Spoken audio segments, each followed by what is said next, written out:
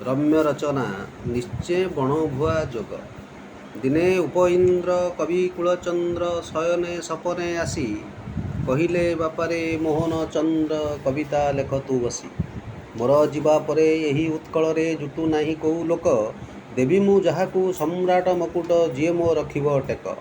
मकुटटा मते भारी लागिलाणी काहा मुंडे देवी टेकी मो आखिकू केही दिशुत नाहांती छांद साहित्यर कवि जार छंद साहित्यर अबा पूर्वत नुहे पश्चिम आकाशे उदय हब रवि।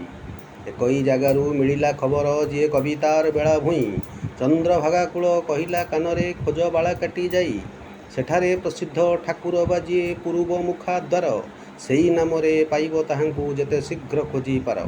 सेई ठिकणा को आधार करी मु पाइगली परिचय मन मो कहूची एइठी जे हेब भंज सम्राटर जय।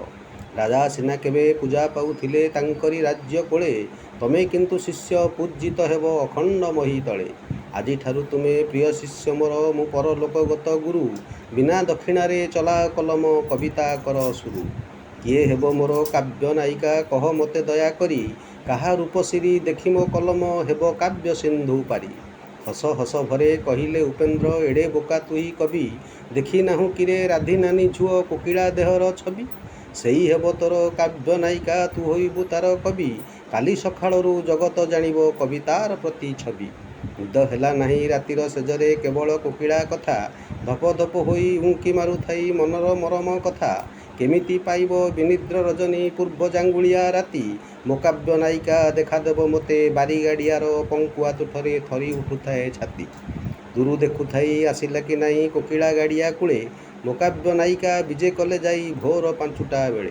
छपी छपी जाई किया बुदा मूले बसी थाई बड़ लाजे लुगापटा खोली कोकिला ताहार हाथी खोज गोड़ माजे।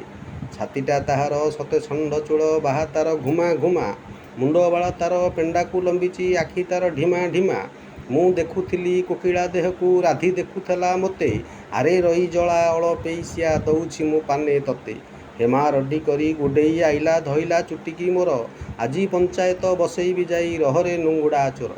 तो हाथ धरुची तो गोड़ धरुची प्रिय राधी नानी मोर 2000 धर नगद रोकड़ा मामला खारज कर। एही समय रे हस हस भरे प्रवेशिले उपइंद्र कि कविता आजी लेखिच देखिए मो बापा मोहन चंद्र। कवि हवा मोर बहु होईगला लोड़ा नाई काव्य भोग तमरी कथारे पड़िले गुरु हे निश्चय बण भुआ जोग।